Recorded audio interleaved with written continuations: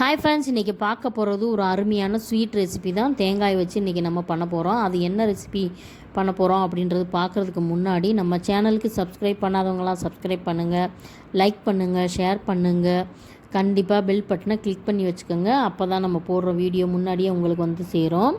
இப்போ நான் தேங்காய்களை எடுத்து பல்லாக எடுத்துக்கிட்டு இருக்கேன். அது என்னென்னு பார்க்குறீங்களா? எல்லா தேங்காய்களுமே நம்ம வரலட்சுமி பூஜைக்கு யூஸ் பண்ண தேங்காய். இந்த தேங்காய்களை நம்ம மற்ற இதுக்கு காரக்குழம்புக்கோ நம்ம குழம்பு வகைகளுக்கோ காரமாகவோ செஞ்சு சாப்பிடக்கூடாது அப்படின்றதுனால இந்த தேங்காய்களை நான் ஃப்ரிட்ஜில் எடுத்து வச்சுருந்தேன். அதை தான் இன்றைக்கி ஒரு ஈஸியாக செய்யக்கூடிய ரொம்பவும் சுவையான ஒரு தேங்காய் பருப்பி ரெசிபி தான் நான் உங்களுக்கு தேங்காயை வச்சு செஞ்சு காமிக்க போகிறேன். அதுக்கு தான் இப்போ எல்லா தேங்காய் 4 முடி தேங்காய்களை இந்த மாதிரி பல்லாக எடுத்து வச்சுக்கிட்டு இருக்கேன். உங்களுக்கு நீங்கள் எல்லா தேங்காய்களுமே இதே மாதிரி எடுத்து வச்சுக்கோங்க. நீங்கள் இது மாதிரி பண்ண முடிய வேணாம், எங்களுக்கு இது மாதிரி பிடிக்காது அப்படின்னு சொன்னாக்க நீங்கள் அப்படியே 1/2 முடி தேங்காயிலே நீங்கள் பூவாக தான் வேணும் அப்படின்னு சொன்னீங்கன்னா இந்த மாதிரி துருவிக்கலாம். நான் இன்றைக்கி இது மாதிரி பல்லாக எடுத்துட்டு நான் மிக்ஸி ஜாரில் போட்டு ஒரு அடியாக அடித்தேனாக்க நல்ல பூ மாதிரி வந்துடும். அந்த மாதிரி தான் பண்ண போகிறேன்.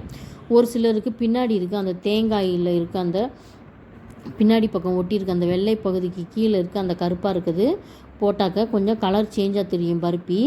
அதனால் அது பிடிக்காமல் இருப்பாங்க. அந்த இதை வேணால் நீங்கள் ரிமூவ் பண்ணிக்கலாம். நான் இன்றைக்கி எதையுமே ரிமூவ் பண்ணலை, அப்படியே தான் எடுத்து நான் தேங்காயை நம்ம மிக்ஸி ஜாரில் ஒரு ஓட்டிட்டு நான் அது பண்ண போகிறேன். பிடிக்காதவங்க, அந்த கருப்பு பிடிக்காதவங்க அது எல்லா தேங்காய்களுமே எடுத்து நம்ம ரிமூவ் பண்ணிவிட்டு பண்ணிக்கலாம். அப்போ பருப்பி வெள்ளையாக இருக்கும். இது நம்ம அப்படியே நம்ம போட்டு இது பண்ணுறதுனால கொஞ்சம் ரெட்டிஷாக தெரியும் அந்த பருப்பி. அவ்வளோதான், வேறு ஒன்றுமே விஷயம் இல்லை. ப்யூர் ஒயிட்டாக வேணும்னாக்கா நம்ம அந்த தேங்காயில் இருக்க அந்த பின்னாடி இருக்க அந்த கலரை எடுத்துகிட்டு நம்ம இது ரிமூவ் பண்ணிவிட்டு போட்டு துருவி எடுத்துக்கலாம். இப்போ எல்லா தேங்காய் பல்லுகளுமே இந்த மாதிரி எடுத்துட்டு நான் மிக்ஸி ஜாரில் போட்டு ஒரு ஓட்ட போகிறேன். இந்த தேங்காய் நம்ம சாப்பிட்றதுனால உடம்புக்கு ரொம்ப நல்லது. நம்ம உடம்பு குளிர்ச்சி ஆகணும், ரொம்ப சூடாக இருக்குது அப்படின்றதில் இந்த தேங்காயை தேங்காய் பால் எடுத்து சாப்பிடுவாங்க. அப்படின்னும் போது நம்மளுக்கு வயிற்றில் ரொம்ப குளிர்ச்சியாக இருக்கும்.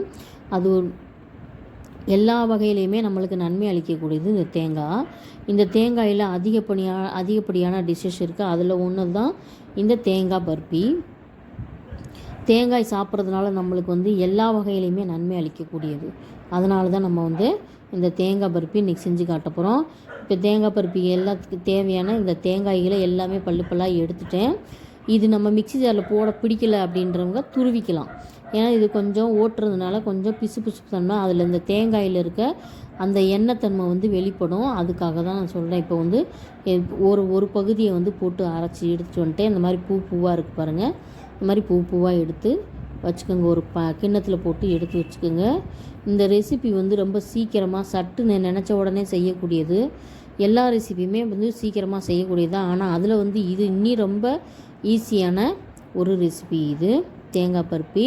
இப்போ எல்லா தேங்காய்களையுமே இந்த மாதிரி பூ மாதிரி நான் எடுத்து வச்சுக்கிட்டாச்சு. இதுக்கு நம்ம அடுப்பை ஆன் பண்ணிக்கிட்டு அந்த ஒரு பாத்திரத்தை அடுப்பில் வச்சு அது கொஞ்சம் அடிகனமான பாத்திரமாக இருந்தால் கொஞ்சம் நல்லாயிருக்கும். ஏன்னு கேட்டிங்கன்னா இந்த தேங்காய் கொஞ்சம் அடி பிடிக்கிற மாதிரி இருக்கும்.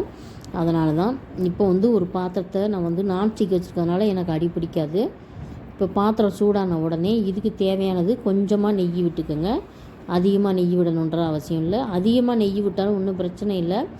இருந்தாலும் கொஞ்சம் நெய் விட்டாலே கொஞ்சம் டேஸ்ட்டு கொடுக்கும். அதுக்காக தான் இப்போ பாத்திரம் சூடான உடனே நான் ஒரு 10 ரூபா பாக்கெட்டு தான் வாங்கி வச்சுருக்கேன். அதிலேருந்து தான் நான் ஊற்ற போகிறேன். இப்போ ஒரு பாக்கெட்லேருந்து ஒரு நெய் ஊற்றிக்கங்க. ஒரு பாக்கெட் ஒரு 10 ரூபா பாக்கெட் நெய் தான் ஊற்றுறேன். அந்தளவுக்கு ஊற்றினாலே போதுமானதாக இது இருக்கும். ரொம்ப நெய் விட்டு தான் நம்ம அந்த தேங்காய் பருப்பி செய்யணுன்றதெல்லாம் கிடையாது. இந்த நெய் சூடான உடனே இப்போ நம்ம அந்த எடுத்து வச்சுருக்க அந்த தேங்காயை போட்டுக்கலாம். போட்டு அந்த மாய்ஸ்டர் போகணும். இந்த தேங்காயில் கொஞ்சம் ஈரத்தன்மை அதிகமாக இருக்கும். அது மட்டும் இல்லாமல் நம்ம இந்த மிக்ஸி ஜாரில் போட்டிருக்கோம் இல்லையா, அதனால் பிசு தன்மை அதிகமாக இருக்கும். அதனால் அந்த மாய்ஸ்டர் போகிறதுக்காக இந்த மாதிரி கிளறிக்கங்க. அடுப்பை சிறு தீயாக வச்சுக்கோங்க. ஏன்னு கேட்டிங்கன்னா தேங்காய் சட்டுன்னு அடி பிடிக்கக்கூடியது. வாசனை வேறு மாதிரி இருக்கும். அந்த டேஸ்ட்டு மாறிடும். தேங்காய் பருப்பியோட டேஸ்ட்டு மாறிடும். அதனால் வந்து சிறு தீயாக வச்சுக்கிட்டு இந்த மாதிரி கிளறி கொடுத்துக்கிட்டே இருந்தீங்கன்னா அந்த தேங்காயில் இருக்க அந்த மாய்ஸ்டர் போய் நல்லா உதிரு உதிராக இருக்கிற மாதிரி வரும். அது உங்களுக்கு தெரியும், நீங்கள் பண்ணும்போது வந்து தெரியும். நல்லா கிளறி விட்டுக்கோங்க, சிம்லேயே வச்சுக்கோங்க அடுப்பை. நல்லா அந்த இது போகட்டும், ஈரத்தன்மை போகிற வரைக்கும் இந்த மாதிரி வச்சுக்கோங்க. நம்ம வந்து கிளறிக்கிட்டே இருக்கணும். துருவுனீங்கனாக்க கொஞ்சம் சீக்கிரமாக அந்த மாய்ஸ்டர் போகும். நம்ம மிக்ஸி ஜாரில் போட்டிருக்கிறதுனால கொஞ்சம் மாய்ஸ்டர் வந்து அதிகமாக இருக்கிறதுனால கொஞ்சம் லேட் ஆகும். இப்போ எனக்கு கரெக்டாக மாய்ஸ்டர் போயிட்டு ட்ரை ஆயிடுச்சு தேங்காய். இப்போ இந்த ஸ்டேஜில் வந்து நம்ம வந்து இந்த இதுக்கு தேவையான சர்க்கரை போட்டுக்கலாம். இதுக்கு சர்க்கரை வந்து சரி பாதி அளவு போடக்கூடாது. ஏன்னு கேட்டிங்கன்னா நார்மலாகவே வந்து சர்க்கரை வந்து இனிப்பு வந்து தேங்காய்க்கு உண்டு, இனிப்பு உண்டு.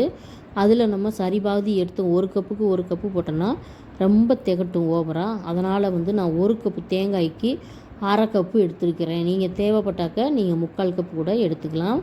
இப்போ அந்த சர்க்கரையை போட்டு கிளறியாச்சு. அந்த சர்க்கரை நல்லா மெல்ட் ஆகிடுச்சு. அந்த ஸ்டேஜில் வந்து ஒரு 2 ஸ்பூன் வந்து ஏலக்காய் தூள் போடுறேன். இந்த சர்க்கரை பாகு நம்ம சர்க்கரை போட்ட உடனே அது மெல்ட் ஆகி, அதாவது உருகி நல்லா உருகிட்டு அது வந்து நல்ல கெட்டியாக பதம் வர்ற வரைக்கும் நீங்கள் கிளறிக்கிட்டே இருக்கணும். நம்ம வீடியோவில் வந்து காமிச்சா கூட அது வந்து உங்களுக்கு சட்டுன்னு முடிகிற மாதிரி இருக்கும். ஆனால் நீங்கள் வீட்டில் செய்யும்போது, பருப்பி செய்யும்போது இந்த நம்ம சர்க்கரை, அதாவது வெள்ளை சர்க்கரை இருக்கு இல்லையா, அது வந்து உருகி அது நல்லா வந்து இரும்பு மாதிரி ஆகிற மாதிரி வரைக்கும் நீங்கள் கிளறிக்கிட்டே இருங்க. நல்லா ட்ரை ஆகணும் அந்த இது. நீங்கள் அது இனிப்பு மெல்ட் ஆன உடனே நீங்கள் ஆஃப் பண்ணிட்டீங்கன்னா பர்பி வராது, சொதன்னு இருக்கும். அதனால் சொல்கிறேன். இப்போ வந்து நான் நல்லா கிளறிட்டு ரெடி ஆயிடுச்சு. இப்போ வந்து ஒரு தட்டில் வந்து நீங்கள் ட்ரே வச்சுருந்தா கூட ட்ரேவில் வந்து நெய் தடவி அதில் போடலாம். இல்லைன்னா நம்ம சாப்பிட்ற தட்டிலே வந்து நெய் கொஞ்சம் தடவி, மீதமான இன்னொரு பாக்கெட் எடுத்து கொஞ்சம் நெய்யை தடவிட்டு நம்ம எடுத்து வச்சுருக்க இந்த பர்பி அந்த இதை வந்து போட்டு நல்லா பரப்பி விட்டுட்டு நல்லா அமுக்கி விட்டுருங்க. நல்லா ஃபேன் காற்றுல நல்லா ஆறட்டும். ஆறின பின்னாடி இந்த மாதிரி ஸ்லைஸாக போட்டு உங்களுக்கு தேவையான, உங்களுக்கு பிடிச்சமான அளவு மாதிரி போட்டு எடுத்து வச்சு சாப்பிட்டிங்கன்னா தேங்காய் பருப்பி ரெடி. சூப்பரான தேங்காய் பருப்பி ரெடி.